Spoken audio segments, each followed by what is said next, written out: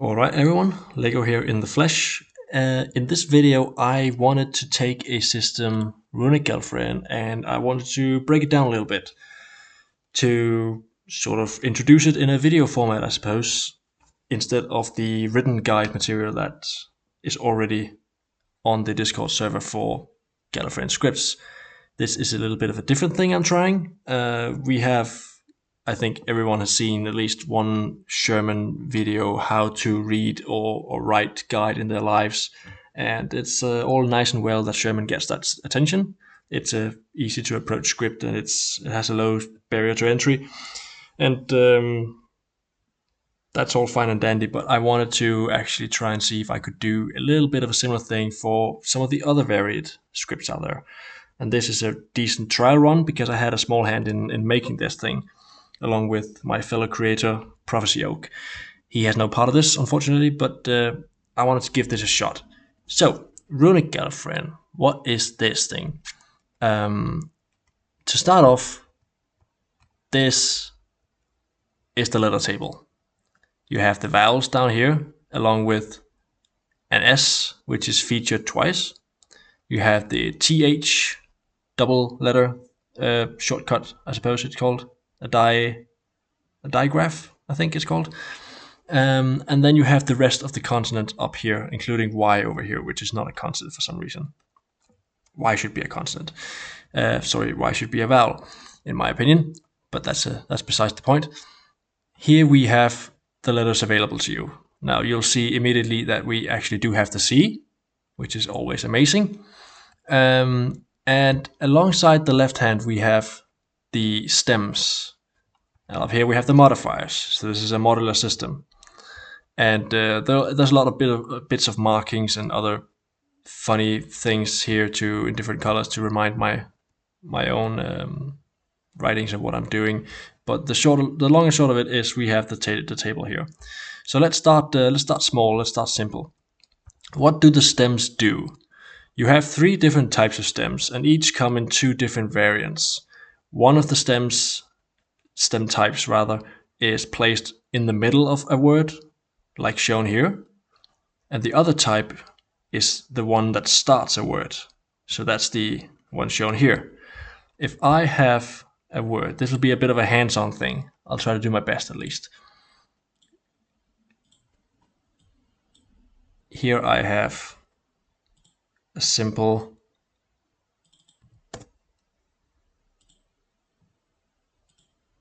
oh, sorry, 30. There we go. Here we have a word line rather. On this line we place our letters, and this is vaguely flat, so we would start from the left side here, or the right side. Depends on where I put the stem. So to put all of these stems in perspective, let's say I have, well, let's just make them all, shall we? This right line up, or just a big line up from the stem, that would be vaguely representing this. If I have another stem line here and I place this one, this is a bit of a sharp angle thing, so this could be something like this. That would be representative of that stem, and the last one is simply a cut across, right? So if I have a line here, it would look something like that. So that's the 3 starting stems. In this case, we would start reading this word from the left to the right. If we need a stem in the middle of a word, we use the other variations here. So this is the same stem, it just has 2 different appearances, yeah? So the appearance of this one in the middle would be pretty much the same, just a straight line, or vaguely straight from the word line. The one in the middle would have the same angle, sharp angle, but it would go through the word line instead of ending on it. So that could look something like this. That could be a vague representation of this. And I keep saying vague representation because it's not one-to-one in this script. There is some artistic license allowed. You have some flair. You are allowed to do some swirly, curly bits and pieces. It's not really rigid in any way. It's very flowy, and we'll see some more examples of that. But if it vaguely looks like something, it probably is that thing, is what I'm trying to say. And the last one is the T-shape like thing here. It just goes through. It's just like this one, except it has, you know, a different line. So that could look something like that. That would be the 6 variations of the stems. 3 stems, 2 variations of each. So these are the stems up, and they determine roughly what sort of letter you're dealing with here in the 3 rows here. And then down here, this is a bit of an exception. These don't have their own stem necessarily, but if they get paired with any of the other letters up here, then this is the stem that's used, obviously. So they either depend on other letters for the stem, or if they are on their own, you can choose any stem you want, really. Because there are other ways to tell if the bottom row characters are used.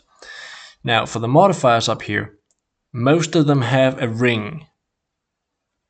And then most of them also have some sort of line. And the relationship between the line and the ring, as you can see with these 4 groups of letters, determines sort of what you're looking at here. If it touches, if it's outside, if it's inside and crosses, and you know it goes from, you know, touching to cross and then out, or if it just crosses without touching. Those would be the 4 vague positions you can have your lines in. And then you have 2 separate categories as well. You have dot, and then you have a small like T-like shape.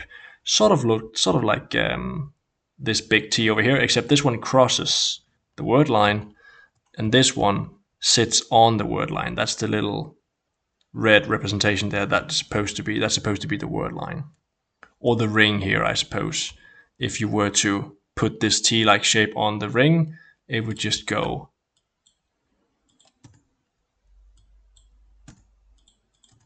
like that, essentially. And there you would have the T-like shape.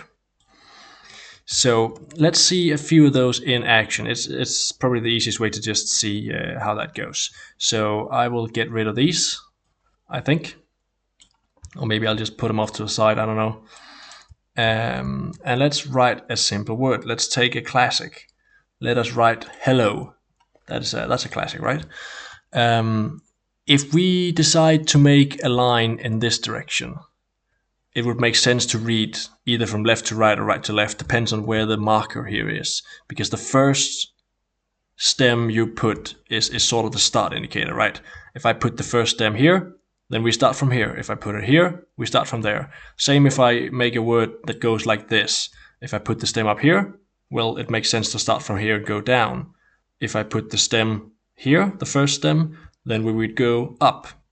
And if we have a circular arrangement, sort of maybe something like this, vaguely circular, it's hard to say left to right or up to down.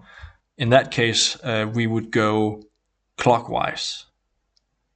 Unless, of course, I put the stem here, then we would go counterclockwise. We start with the stem, whichever direction it is. So let's take this one, make it a little bit bigger, and let's write the word hello. So we have a blank word here, and let's start with the letter H. We see the H is here, and it's blue. We have 4 different categories of lines, and they'll make sense in a moment. But we have the letter H here. We would need a stem, and we would need to start the stem, so that would be this big bold line here. That's the stem for the H, and then we have 1 dot. So let's place this. We can choose to place it up or below. I will put it up here, I think. So a big fancy line across there. That should do it for now. And we need the dot. So let me place a dot here. Now, I could place the dot below or outside, inside, or I could even put it on the word line. It doesn't matter. It can be placed, you know, pretty much anywhere I want, except on the stems.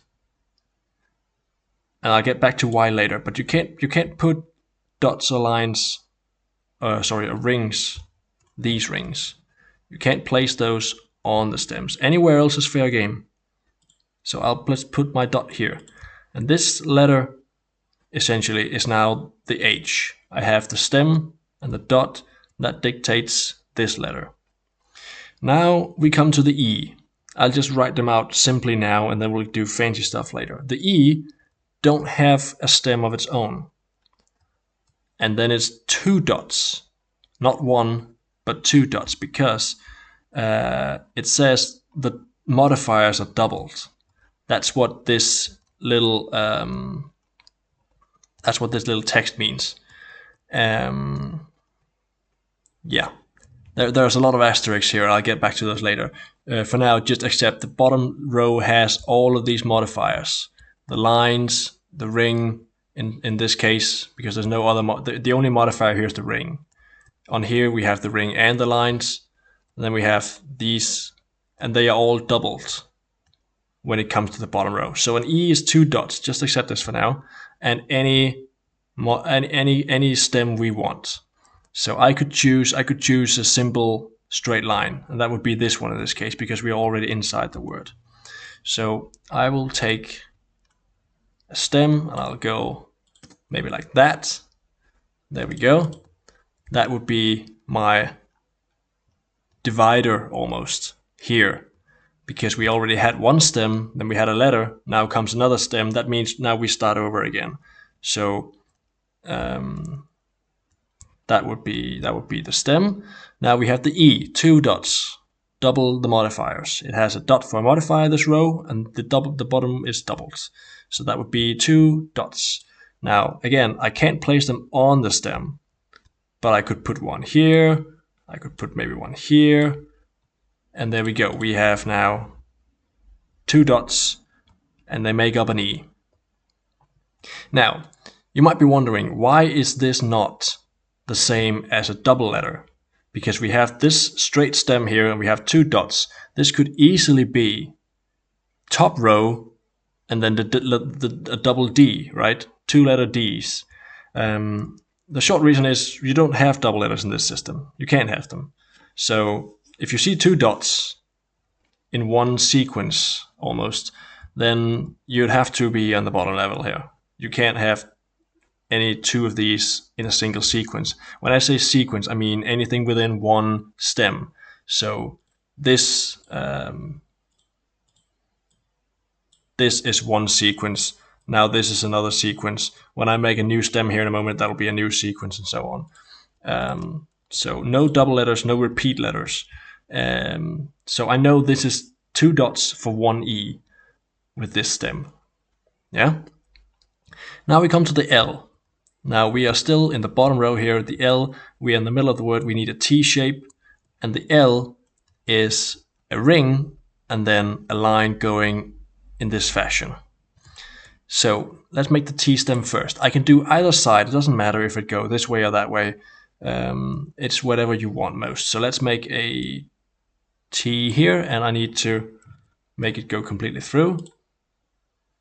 So let's do something like this. That looks horrendous, but it'll do. That's the T shape. And now we need the line with the ring. Now, just like in Sherman, which most of you are probably familiar with, you can either have these modifiers related to the ring here, which most of them has, or if you don't have a ring or don't want to use this ring, you can also have these lines relative to the word circle itself. I'll give some examples of that later, but for now we'll do the explicit rings. So we need a ring and we need the line, just one of each. And I can make the ring just like I can the dot. I can put it here, I can put it here, I can even put it on here if I want to. Just don't place it on the stems, because that changes things. So I'll just place it here, and then I need one line. And the line has to touch the inside and then go beyond. And I can do that in a multitude of ways. For now, I think I'll do that. Yeah, I'll do that. So that's the L. Now we need another L, and we can't do double letters, as I mentioned. So we'll need a new stem, new T, a new arrangement here for that. So we'll do a new T. Let's do that the other way around. Maybe get some symmetry of some sort going. And now I will just place this one here, and I'll do this. It's the exact same arrangement, just in a different way. So that's the L, and now we come to the O. It's another one of the characters on the bottom, and that means we double what's up here. We double the modifier. Now, this asterisk here tells me that I only want to double the line. And then there's some stuff about the orange letters. We'll get to those later.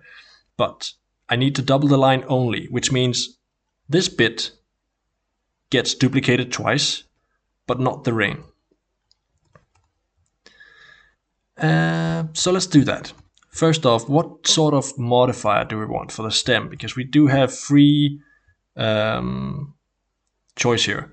Let's do the middle one. So this would be the 90 degrees thingy, the sharp corner cut thingy, and we will do.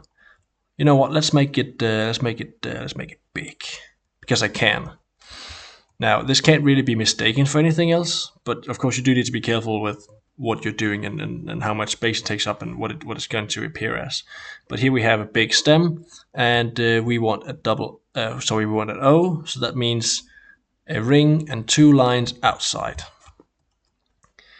And I will just place that here, I think.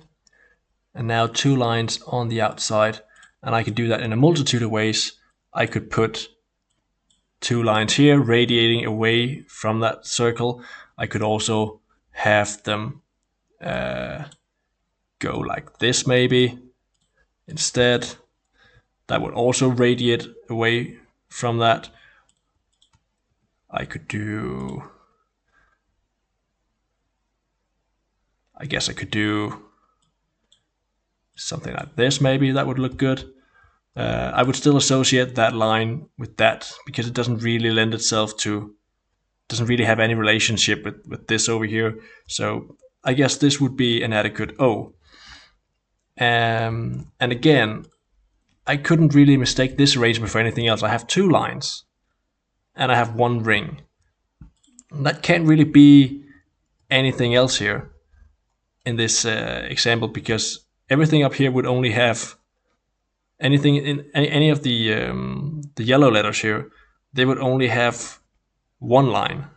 It's only the bottom row that has 2 lines. And I can't really equate these into the mix, because yes, technically this would be a lone ring and then 2 lines.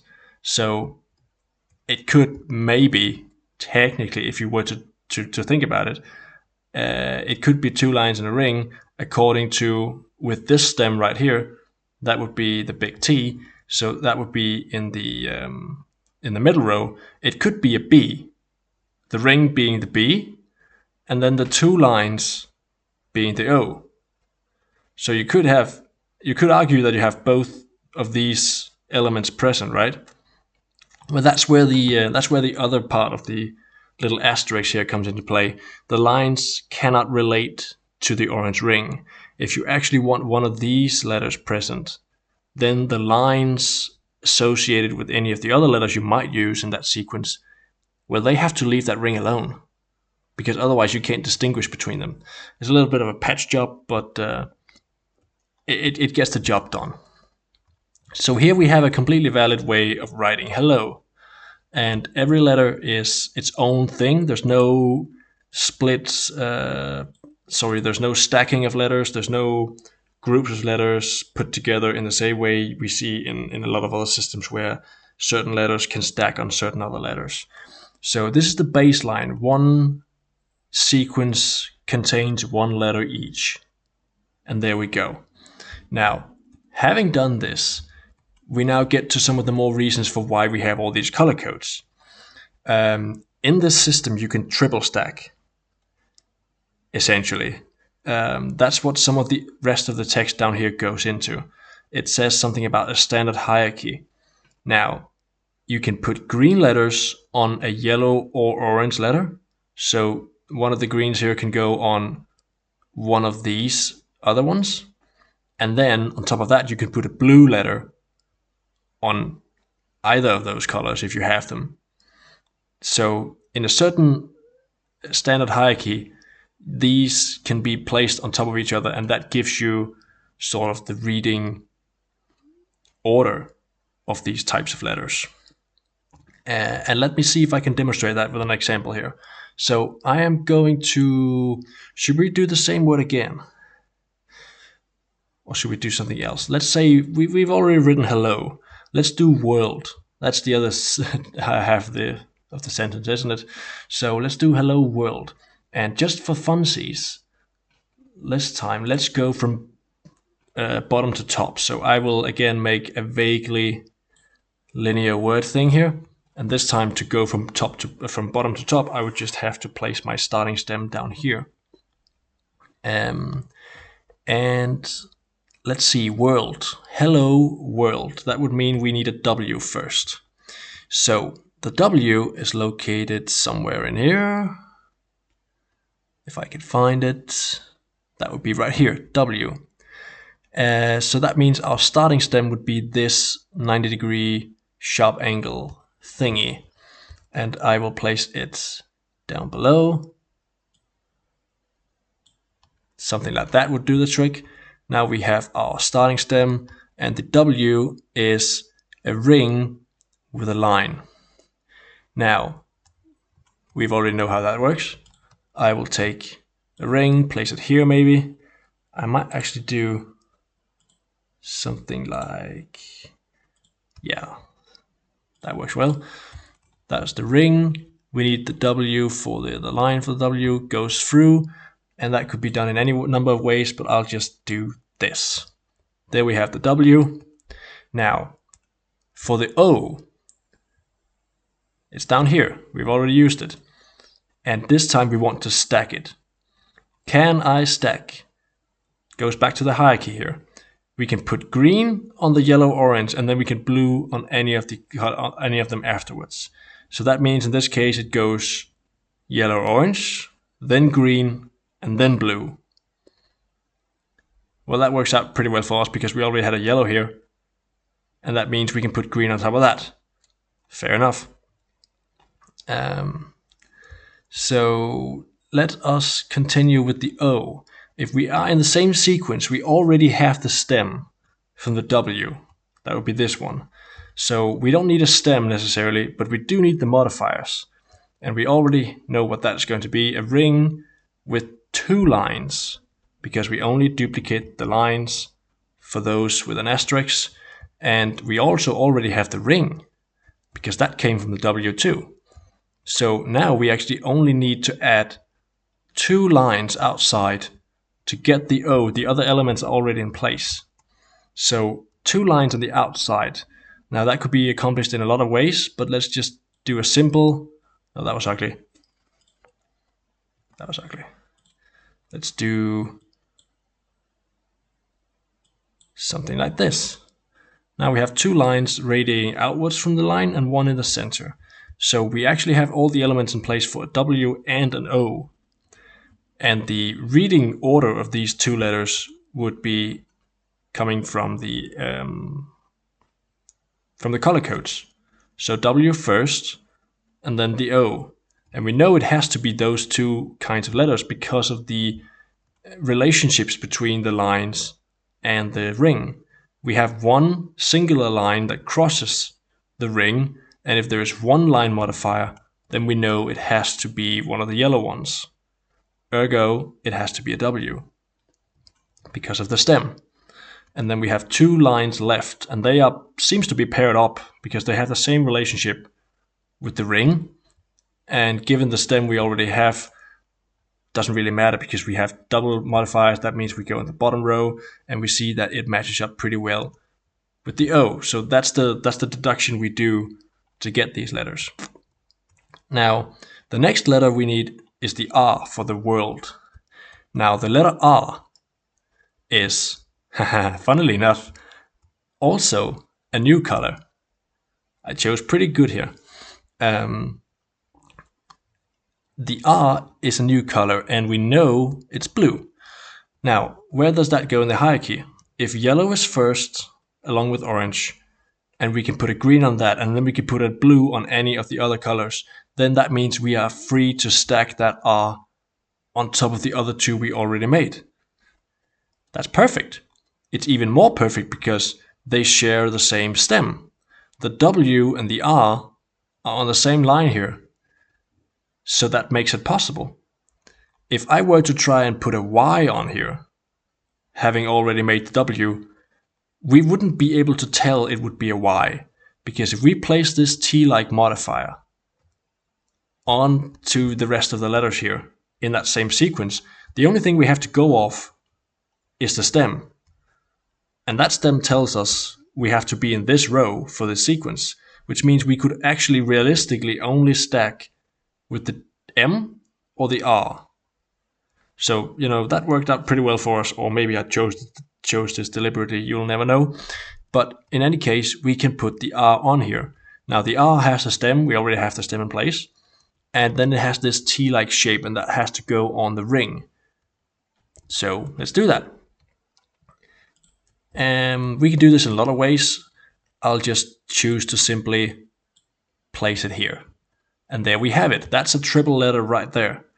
And again, it could be done in any number of ways as long as you obey the replacements, the relationships between the things, and then keep in mind the reading order of each letter, and then that works itself out. Which means I've actually chosen a very long word for this. But that would be the W, O, and the R. Now we really physically cannot stack any more letters here because we already used all the available tiers of this. The orange, yellow, the green, and then the blue. So we need to make a new stem now. And what we've gotten to is we've gotten to another L. So we know the drill by now. We have a T-like shape. For the L, we have ring, dilly-doo. Let's do that. And let's do that in this direction, I think. So there we have the T shape. I'm just filling up a bit of the empty space over here because I think it looks cool. Now we need the L with the ring. Now I've made the rings so far. Every time we need a letter that has ring, I've made the ring. But I mentioned earlier I could also use the word line itself for that kind of reference. So in this case, I want to show you what the L looks like without the ring explicitly drawn. So we need a line that sits on the word line in this case, but yet also crosses it. So it's a bit of a funny thing, but the arrangement is sort of possible if you do this. It's not really elegant, but it gets the job done. You start on the word line or the ring, and then you cross it. So it's the same arrangement as if I were doing this. Like those are equal. Those are the same thing in two different ways. This is explicitly with its own ring, but I've also allowed the possibility, we've also allowed the possibility of doing most actions with just placing lines relative to the word line itself. So in this case, I'll delete this, and there we actually have our L. We have the stem, we have the line. There we go. Now, for the last letter D, it is a blue color, and we know we can stack a blue on any of the other letter types, but they don't share the same stem. So if I were to put this on trying to make a D by placing a dot on this, the stem would tell me that this is actually an H. So I can't do that. To make the D, I would need a new stem. So I would need this straight line to do that. And let's just make one really quick. There we go. And now let us do the D. Again, it is just a dot. We've seen that before. I will choose to make a big dot right here. And there we go. So this would say, starting here, hello world. Okay. So it's not a particularly compact system until you actually need it to be compact, because you can do some very compact things with this. I can show you an example on my YouTube channel. You can go and search it up, where you'll see some very, very compact Runic Gallifreyan text. So you can do a lot with this if you want to compress it down enough. And it's very powerful that you can triple stack. Like it doesn't take a lot of lines. When the stars align and you get the right sequence in the right order, then you can get some really compact stuff because you can triple stack, or just regular double stacks will also help you immensely sometimes. So this is the basics. You have the hierarchy, you have the letters, you have the stems, and you have how you deduce the reading order based on the amounts of lines present and how they relate to either the rings or the word line itself. So the amount and relationships matter. Below the chart here, I have in my little quick guide here, which can also be found on my Discord promotion thingy on the Gallifreyan Discord server, I have just written a bunch of other rules, and those are highlights, shall we say, from the actual full written guide. Because yes, there is a full written guide on this script, and I'm not able to go through all of it today. This is not meant as a full, every detail and every exception thing, but you have the table, you have the introduction, you have the reading directions, you have how the different modifiers would look either on their own, which is shown in the green segment here. So this might be a little familiar to you. This was the O we made earlier with its own ring and double line modifiers going off. This is a little demo of some of the ways we make those lines.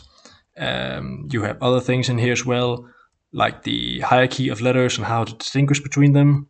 You have some other examples of letters and words written, as well as how to deduce them. Here we have some of the more circular approaches, and you can actually see in one of the examples in a moment.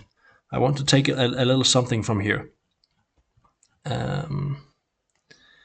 This example here, I've actually written it out down here, but I'll just tell you. You can read along if you want. But this is a linear-ish word, and it has a stem at both ends. You have a straight big line here, but you also have the 90-degree line thing here. And there is a rule saying if you have a stem at both ends, then you default to a certain reading direction. In this case, it would have to be in left to right configuration. So even though there are two stems here, we know we have to start from the left. And the other thing I want to point out here is this arrangement here, the two circles, so the two rings. That would be the only place in this whole table you'll see that, and it happens with the TH, because it says the bottom row, the modifiers are doubled, and the TH only has a ring. There's nothing else to duplicate. So if you have two rings in any given sequence, then it has to be the TH. There's no way around it. And knowing this is the TH, we can then see it has a small T-like shape attached to it. And given the stem we have here, then it also goes to show that this would be in this row, yeah? And then we have this right here. So that would be an R. So we have TH and then an R. And we know it's that reading order because it goes yellow or orange first, and then we have green. We don't have any green in this case, so we go straight to blue. There we have the R. So that would be the first part. But then the stem is, the sequence is not quite done, because after those two, we also have a dot. Just one dot. And if we just have one dot, then it means it's not the bottom row. And if that's the bottom row, then we need to look at the stem. So we have the 90-degree cut and we have a dot. What does that make? Well, that makes an M. Huh.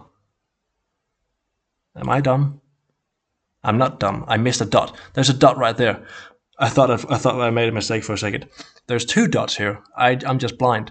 Two dots and two rings and one T shape. So we have two dots in any given sequence. Well, that makes an E.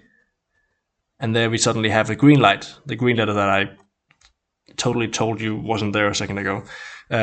So we actually have 3 letters in this. We have the TH, that goes first. Then we have a double dot, that makes it an E. And then finally we have the R.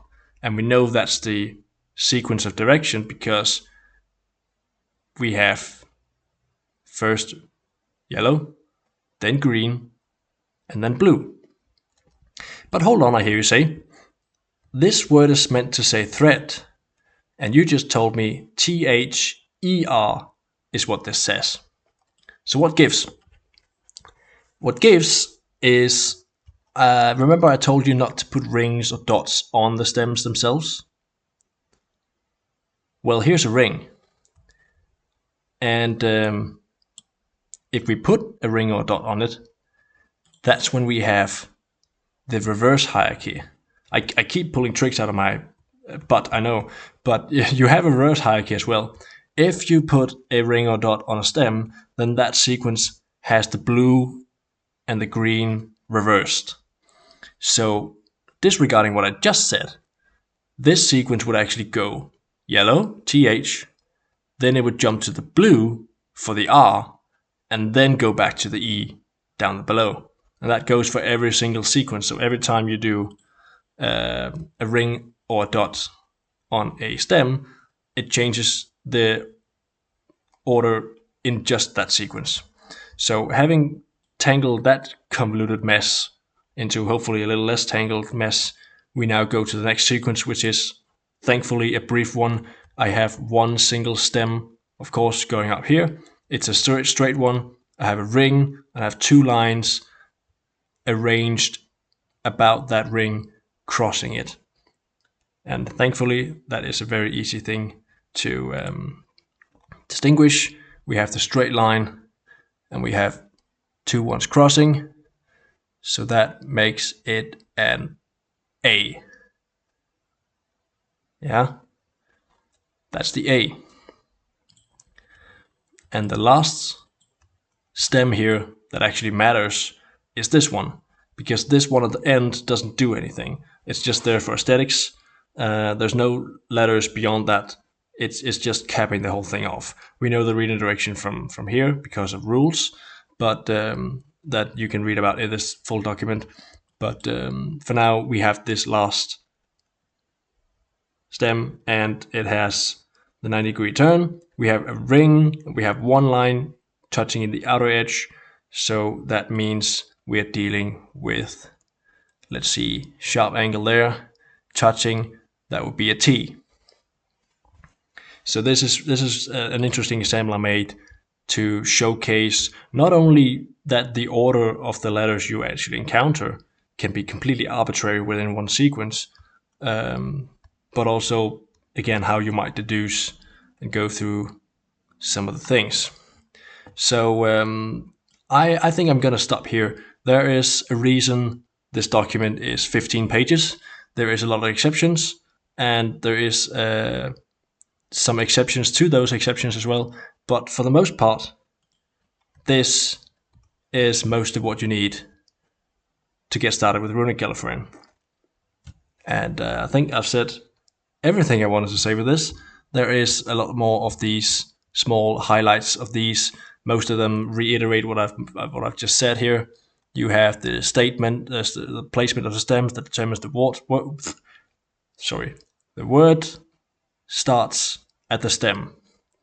And if you have a stem at both ends, you read left to right, or bottom to top, or clockwise, depending on the layout.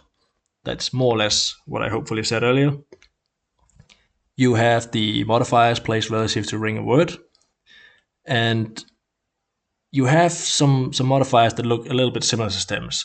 That's mostly just this arrangement where the line starts on the ring and goes out.